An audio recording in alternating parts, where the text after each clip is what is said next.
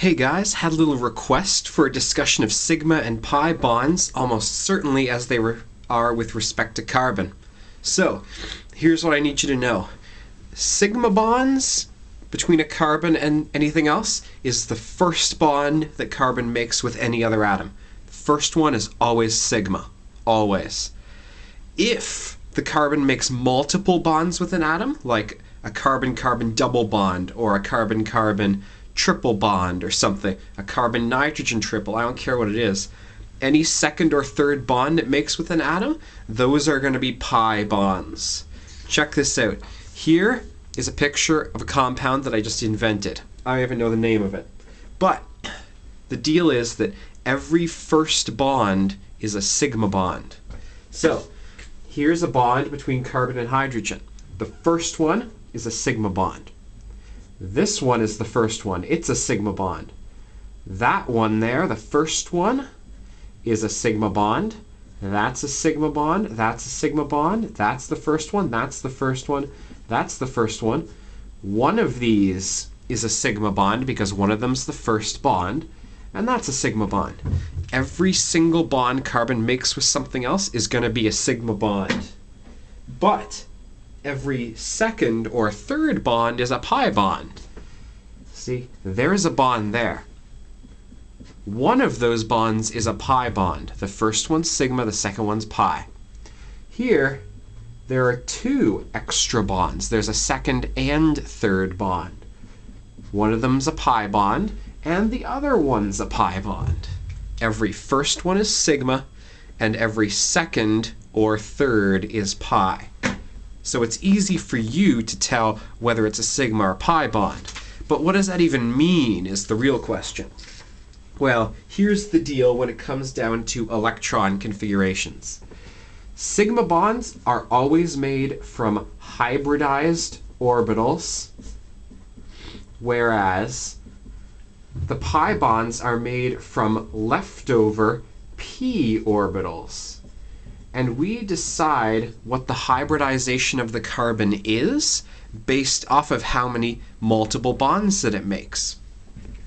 Check it out. Let's do the three examples. The three examples we're going to do are a carbon that has only single bonds, a carbon that has a double bond, and a carbon that has a triple bond. We're going to do all three of those. Here are carbon atoms with only single bonds. So sigma, sigma, sigma, sigma. These are all sigma bonds.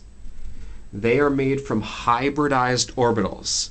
So when we hybridize the normal carbon atom, we need to have 4 openings for hybridized orbitals.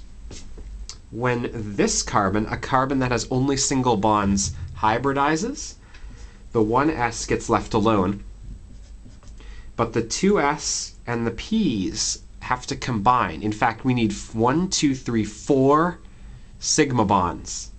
1, 2, 3, 4. That requires an s, the 2s, and 3 p's. So we end up with 4 sp3 hybrid orbitals. We take our electrons, spread them out, and boy, isn't it just convenient that we now have room for 1, 2, 3, 4 bonds to be made. This is the hybridized electron configuration for a carbon that has only single bonds. 1, 2, 3, 4 hybridized orbitals, all sigma bonds.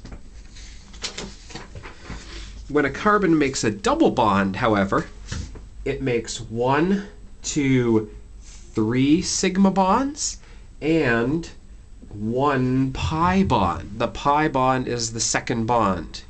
This is just an example molecule. It could be any molecule that has a double bond in it, like the one I showed you before. 1, 2, 3 hybridized orbitals are needed, and 1 p orbital needs to be left over. Remember our rule? Pi bonds are leftover p orbitals. So when this hybridizes, you end up with a 1s orbital, 1, 2, 3 sigma bonds, and to hybridize into 3 equivalent orbitals, we need one s and two p orbitals, and we need to leave one of the two p orbitals alone. Spread out your electrons, 1, 2, 3.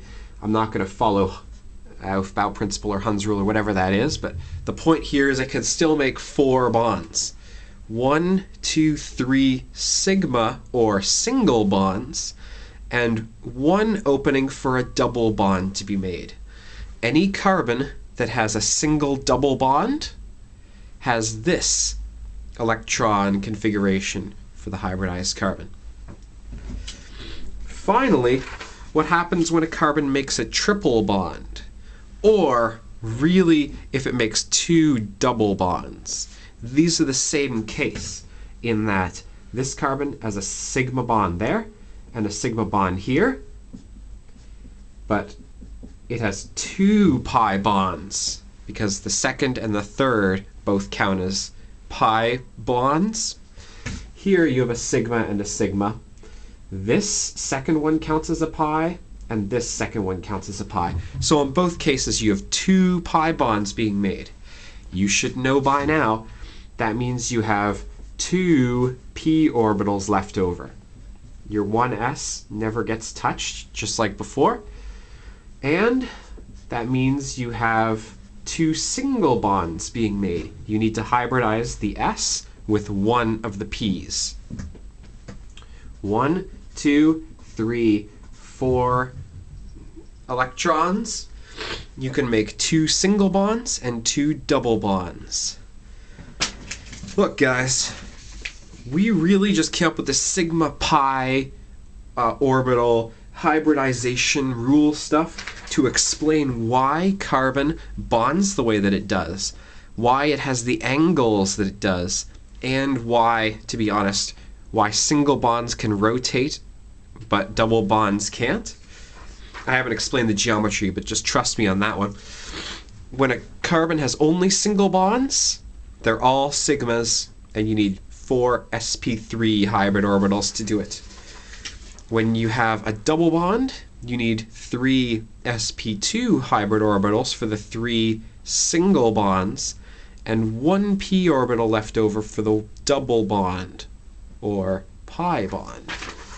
Finally, for the triple bond, you need 2 single sp2 single bonds, sp hybrid orbitals for the sigma bonds, and you need 2 leftover p orbitals for the 2 pi bonds. It's all here. Ain't no fictions. Best of luck.